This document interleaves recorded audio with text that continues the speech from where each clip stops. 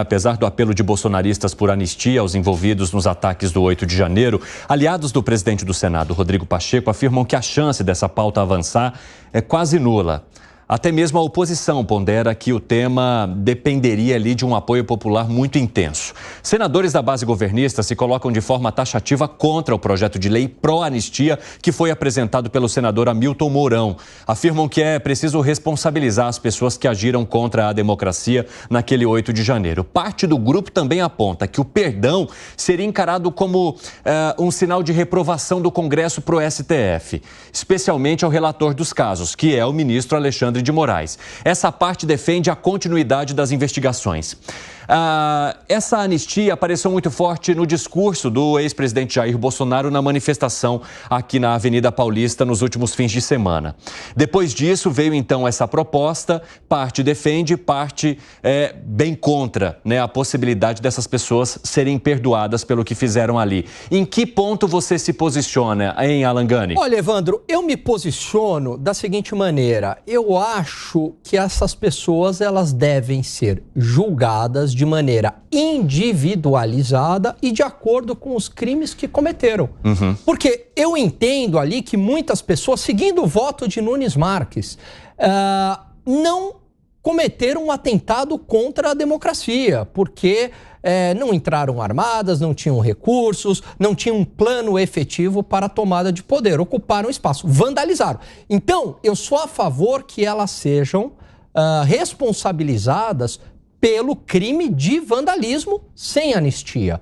Quando se fala em anistia, é uma anistia de um atentado contra a democracia, que eu não vi este atentado contra a democracia. Eu vi um crime, sim, de muitas pessoas, lamentável, um crime de vandalismo ao patrimônio público. Eu acho que não tem que ter anistia em relação a isso, não. Agora, em relação ao atentado à democracia, nem dá para falar em anistia, porque eu não vi, na minha ótica, este atentado contra a democracia.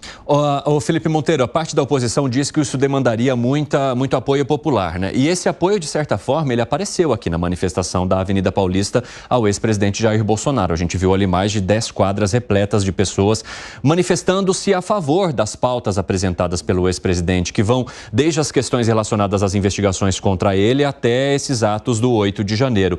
Em que ponto você está e você entende que o Congresso avançar numa proposta como essa poderia significar uma provocação ou um aumento de tensão com o judiciário hoje, principalmente com o ministro Alexandre de Moraes? Com certeza, Cine, com certeza. É bom lembrar o seguinte, os processos todos de crime, de tentativa de golpe de Estado democrático de direito ainda estão sendo investigados. Nem chegou ao fim. Aliás, está em fase preliminar, está em fase de investigação ainda. Então nem daria para você, a grosso modo, levantar essa bandeira da anistia. Até porque a anistia, que é um ato do Poder Legislativo, engloba e alcança somente aqueles processos com trânsito em julgado. Não cabe anistia para investigação criminal preliminar.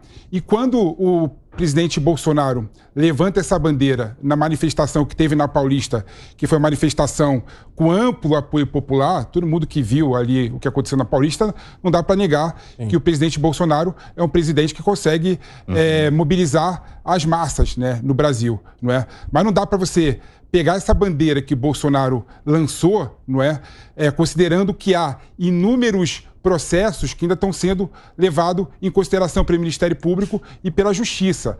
E digo mais ainda, a população merece saber e entender o que aconteceu de fato no 8 de janeiro.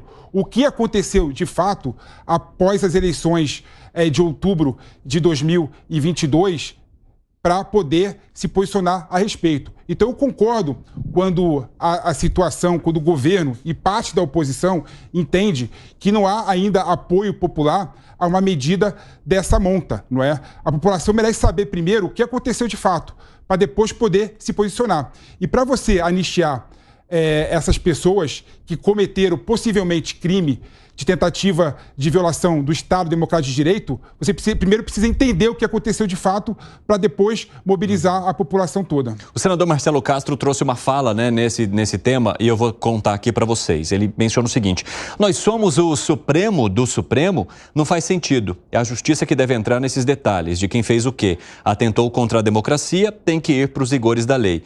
tem que pagar. Perdão por quê? E se esses caras tivessem implantado uma ditadura? O que eles têm direito?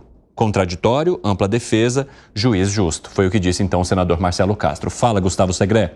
Primeiro, eu não estou de acordo com a anistia de nenhuma forma para nenhuma questão, mas eu sim estou de acordo em que o julgamento seja individual e colocando as pautas do que cada uma dessas pessoas que estão sendo julgadas fizeram lá.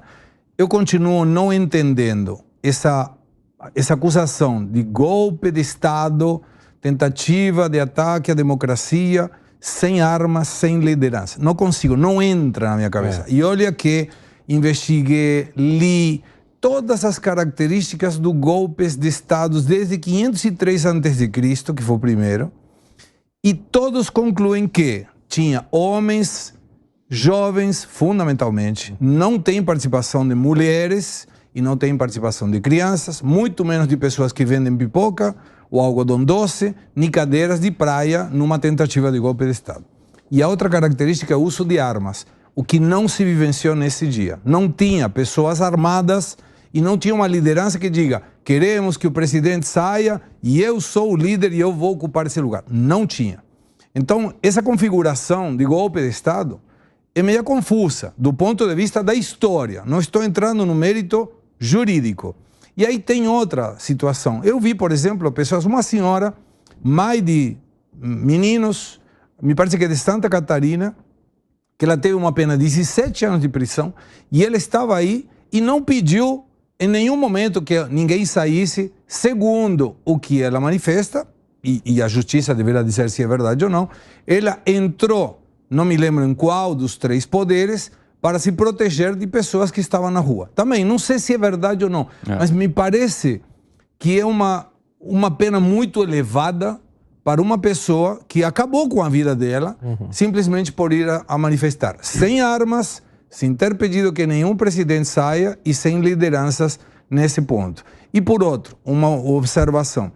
Eu acho que as pessoas que estavam na manifestação do dia 25 de fevereiro foram manifestar por 2 razões. Primeiro, apoio ao ex-presidente Jair Bolsonaro, muito provavelmente contra o atual governo, mas não defendendo nenhuma anistia, porque eles foram aí sem saber que o presidente ia falar isso. Apareceu no discurso do presidente e aí que a discussão veio à tona. Não sei se essa quantidade gigantesca de pessoas estariam de acordo com o pedido de anistia, não sei. Dávila, já vou abrir um espaço para você, que o Monteiro se manifestou durante a sua fala. Segré, que foi, Monteiro? Do que você discorda? O que é importante destacar, na história há inúmeros golpes de Estado sem armas, né? Eu cito alguns. Por exemplo, o Lugo, no Paraguai, que foi destituído do poder em 2012, foi um golpe parlamentar sem uso de armas.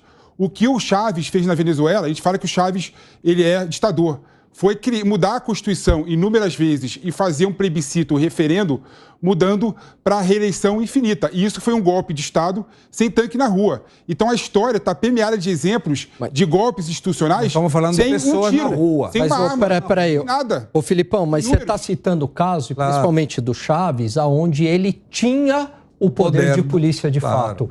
Quando você tem o poder de polícia de fato...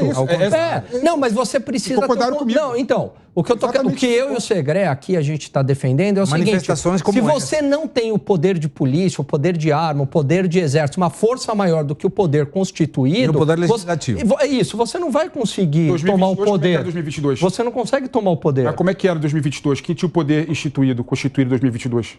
Era o Bolsonaro. Essa tentativa de... Não, mas isso não tem nada a ver com o dia 8 de janeiro. Vocês concordaram que há a possibilidade de você fazer o golpe tendo poder instituído? Tudo bem. Aí pode até ter tido uma intenção, mas não se concretizou, Mas aí Filipão. teria que ter sido antes, Felipe, não depois. E aí tem outra questão. Eu continuo sem entender. Eu tenho certeza absoluta, porque se não tem uma maranha de incompetentes, a inteligência da ABIN, das forças de segurança, sabia que tinha um monte de gente indo por aí. A minha dúvida é, por que não foi colocada a barricada que impedisse que as pessoas foram?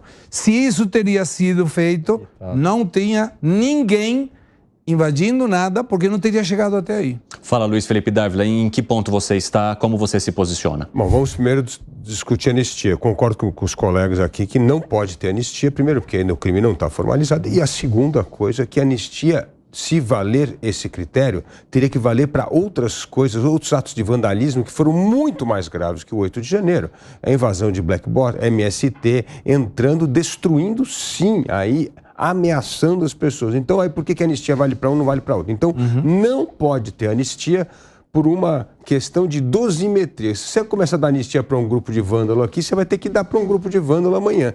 E isso começa o que eu chamo da degeneração total do processo democrático. Então, não pode dar anistia nesse sentido. Vandalismo precisa ser punido.